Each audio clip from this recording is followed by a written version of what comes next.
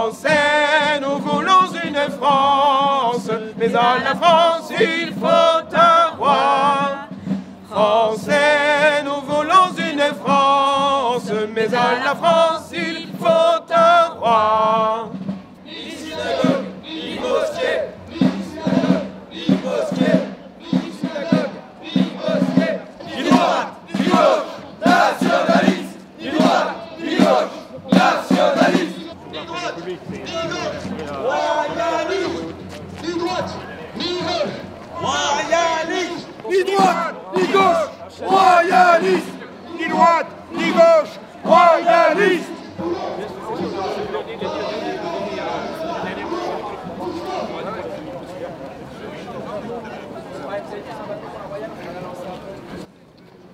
Sainte Jeanne d'Arc, martyre et patronne de France, cet hommage à Sainte Jeanne, c'est d'abord un hommage à l'espérance, au combat pour la France, et c'est pourquoi j'aimerais, pour commencer, avoir une pensée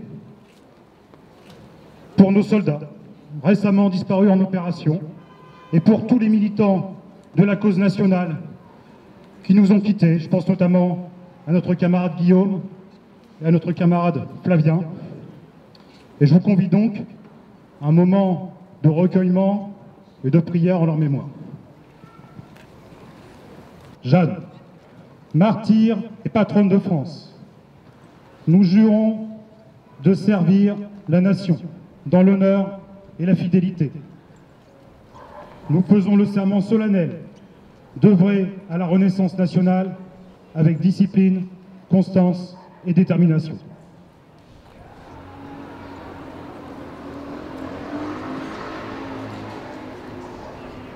Le temps n'est plus où le Parti communiste voulait voir en Jeanne d'Arc la première paysanne de France. La République a complètement rejeté celle qui est la figure de la patrie et qui incarne à la fois les vertus naturelles et les vertus surnaturelles. Comme chaque année depuis un siècle, l'Action française rend hommage à celle qui a sauvé la France alors que tout semblait perdu. Et nous venons ici pour des raisons à la fois historiques et à la fois doctrinales.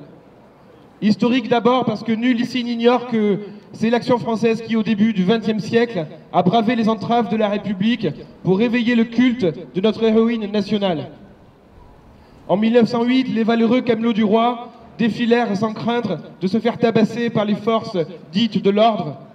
Et c'est finalement au bout de 10 000 jours de prison et après 4 années d'affrontements que le cortège fut autorisé en 1912.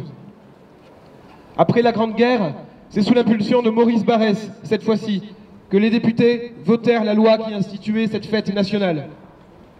Alors je tiens à remercier ici et à saluer la présence de Marielle Pugeot qui représente cette tradition vivante. Et à travers elle, nous saluons nos maîtres, nous saluons Charles Maurras, bien sûr, mais aussi son père, Maurice Pugeot, fondateur de notre mouvement. J'ai aussi une pensée pour Michel Fromentou qui, aujourd'hui malade et à l'hôpital, aurait bien aimé être des nôtres. Que d'illustres défenseurs de la patrie sont venus ici, au pied de celle que Jean-Marie Le Pen n'a pas hésité à qualifier de plus grand homme politique de France. Et nous marchons ici dans les pas finalement de ceux qui ont tracé ce sillon, le sillon du nationalisme intégral, et qui sont restés fidèles à cette doctrine contre vents et marées. Et c'est bien pour des raisons doctrinales que nous répondons présent à l'appel de Jeanne, celle qui incarne cette espérance française au plus haut degré. En observant les crises et l'état pitoyable de notre pays, nous constatons que la politique de la sainte de la patrie, le politique d'abord, est plus que jamais d'actualité. Quand nous disons politique d'abord, nous ne mettons pas la politique au-dessus de tout. Car rien n'est plus agaçant que d'entendre parler du soi-disant agnosticisme de Charles Maurras qui l'aurait poussé à méconnaître le surnaturel et à nier l'importance de la prière. Mais il n'a jamais cessé de faire éclater dans son œuvre son admiration pour l'ordre catholique. Et nul mieux que Charles Maurras, nul mieux que le maître de Martigues, n'a compris avec autant de clarté le mystère de Jeanne d'Arc. Après la libération d'Orléans, notre héroïne nationale refusa de courir chasser les Anglais. Elle préféra à cela la route de Reims pour y faire sacrer le dauphin, Charles. Et c'est là qu'apparaît tout le sens de cette politique de Jeanne d'Arc, en qui l'Action française a toujours reconnu le modèle du vrai nationaliste. Le but était religieux, certes, mais les moyens étaient politiques, car la France existait par son roi légitime et il fallait d'abord que celui-ci régnât.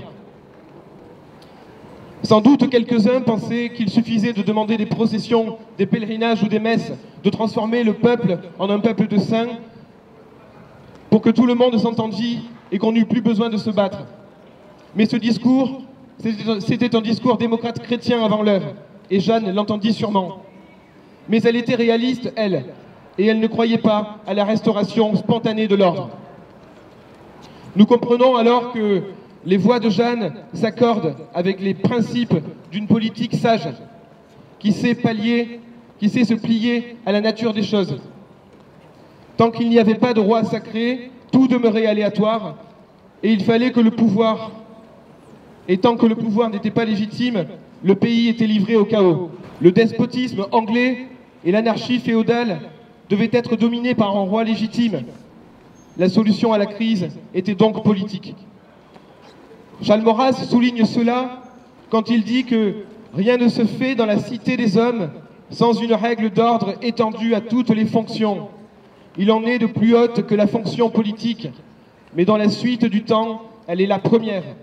Politique d'abord, dans un pays qui est sujet au déchirement entre les partis, le gouvernement du roi, à la vertu de mettre fin aux divisions, aux convoitises et aux appétits du gouvernement de plusieurs. C'est donc par le roi qu'il nous faut commencer. Et à l'Action française, nous pensons, comme Jeanne, que la prise du pouvoir politique précédera la résolution des problèmes, de tous les problèmes, qu'ils soient sociaux, moraux ou identitaires. C'est la raison pour laquelle notre action est d'abord politique. Politique avant d'être culturelle, politique avant d'être morale, politique avant d'être religieuse. Alors prenons garde, car il y a un piège. Et le piège pour les nationalistes français, c'est quand leur action se limite à un aspect particulier de cette crise nationale. Aujourd'hui, nous subissons les effets de l'infâme démocratie, la puissance de la fortune anonyme et vagabonde, l'action néfaste des États dans l'État, combinée bien sûr au grand remplacement et à une crise des mœurs sans précédent. Tout cela nous invite à tirer la leçon politique de l'action de Sainte Jeanne d'Arc. Avec Jeanne, nous sommes à la jonction du politique d'abord et du Dieu premier servi. Et chacun de ces principes appelle l'autre. Et cela, finalement, érige l'action politique au niveau de l'une des formes les plus suprêmes de la charité.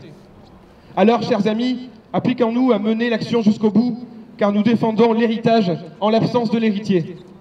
Il s'agit d'observer, il s'agit d'oser renverser la démocratie pour qu'enfin les libertés d'en bas soient garanties par l'autorité d'en haut.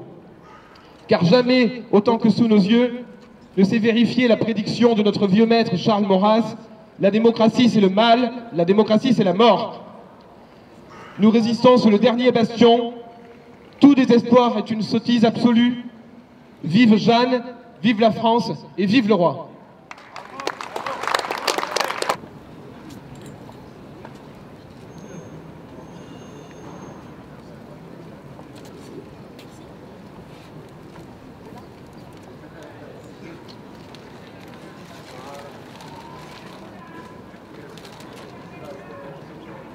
Rosa.